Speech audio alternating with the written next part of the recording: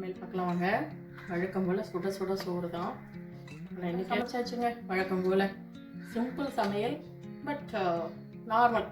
வழக்கம் போல் ஒரு குழம்பு, ஒரு பொரியல், அவ்வளோதான். அந்த மாதிரி தான். இதுக்கு வந்து இன்னைக்கு ராஜ்மா கிரேவி, இந்த சிவப்பு கலர் ராஜ்மா இருக்குல்ல, அது வந்து ஊற வச்சு வேக வச்சு, இது 2 in 1 தான். இது வந்து கொஞ்சம் கூடவே செய்திருக்கேன்.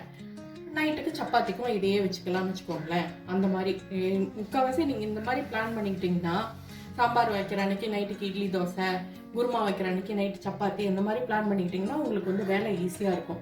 2 in 1 ஆகிடும். இது கோஸ் பொரியல் ஓரளவுக்கு காம்பினேஷன் தான். இது உத்தம காம்பினேஷன் இல்லைன்னு சொல்ல முடியாது, அவ்வளோ பக்கான்னு சொல்ல முடியாது, ஓகேவா வச்சுக்கலாம். இது கூட லெட்யூஸும் ஆனியனும் போட்டு இது வந்து சாலட். இன்னைக்கு இந்த ராஜ்மா கிரேவிக்கு ஃப்ரெஷ்ஷாக இன்னைக்கு காய்ச்சின நெய் இருக்குது, ஊற்றுனா நல்லாவே இருக்கும்.